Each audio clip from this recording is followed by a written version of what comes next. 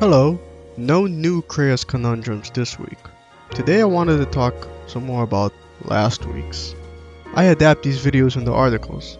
I'm also planning on adapting some of my past articles into videos, but I make sure the articles are different from the videos by explaining things more in depth, adding in things that I either forgot to mention or only occurred to me after I made the video, or stuff that didn't fit inside the video. Even so, the articles are still a multimedia extravaganza. A viewer of mine, Alex Games with a Z, made a good point that I forgot to use. The dark side version of the Dantooine Academy scene helps solidify my argument more. Here, I'll play the quotes now.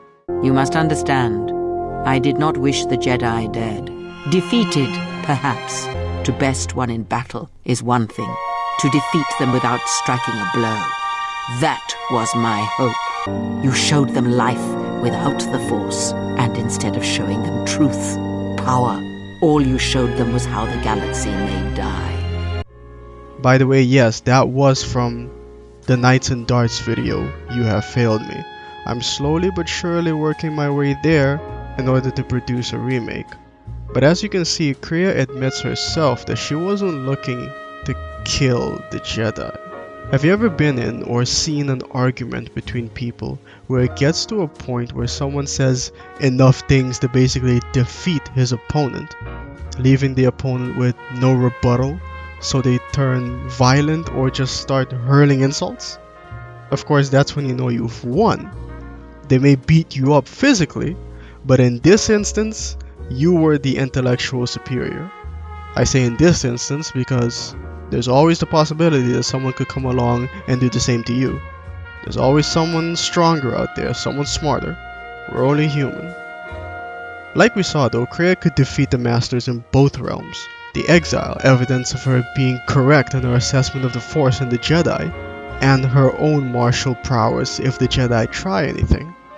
Her plan didn't include the latter, however, since she was determined to force drain them into making a choice. When Kreia tells the Masters to see through the eyes of the exile, this harkens back to what Visas Mar experienced. Her species perceive everything through the Force. So when Darth Nihilus makes her see, really see as if with eyes, she was of course hit with the massive realization of, it's all just stuff.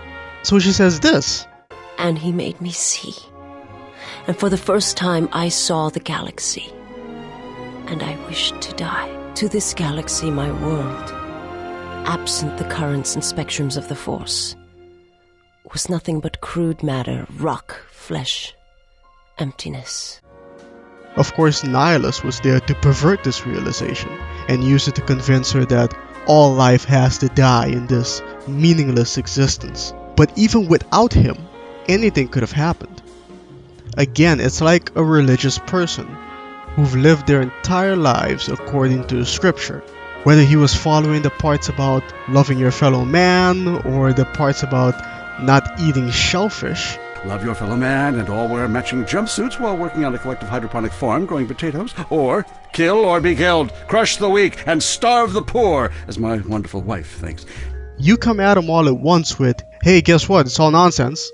He's gonna have a hell of a crisis on his hands. Another commenter, Rookie, expressed how he doesn't believe in the deity. That's all well and good, but I just hope that he understands though that some people really need something to believe in. It's like hope and a bunch of other human things that give us both great strength and weakness.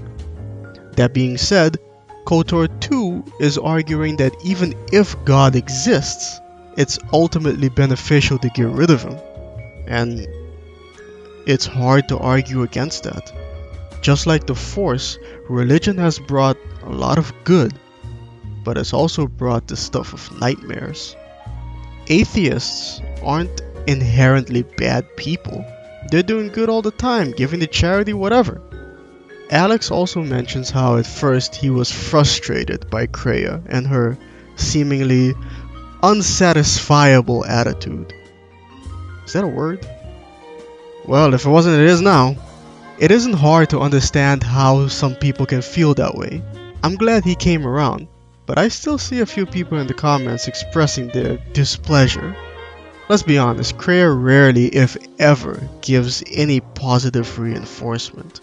But she will chew you out for your mistakes. She's not the kind of person to be like, good job.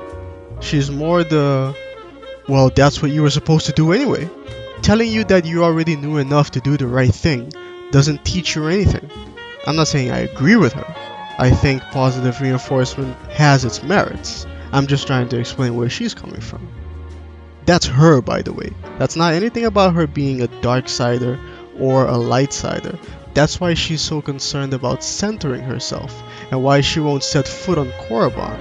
Throughout the game, she's not nice, she's manipulative, anything you want to assign her as, that was all her. That's her nature. As long as someone can remain centered in the Force, they can be themselves. That's probably why Revan thought it was a good idea, and why the Jedi needed to follow suit. Whether light or dark, the Force is the Force, the most manipulative thing in the galaxy.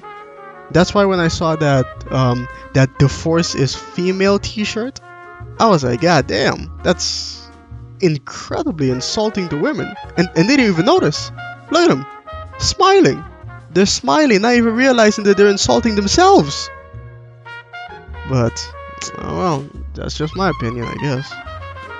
Anyway, I'd like to thank Evan Justice again. Last week I was talking about how I might have to prostitute myself in order to afford the remaster of Battlezone Combat Commander, which is being released today, by the way.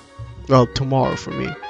But before I could even publish the video, this dude was like, I got you. I made a donation, now I can buy it, and upload some content. I would appreciate it if people could take a gander at the article. I'll leave a link in the description. Remember to check the description, guys, I leave important stuff in there. But yeah, at the very least, give it a click. I think more initial hits makes it so I have more of a chance of it getting featured on the website's front page.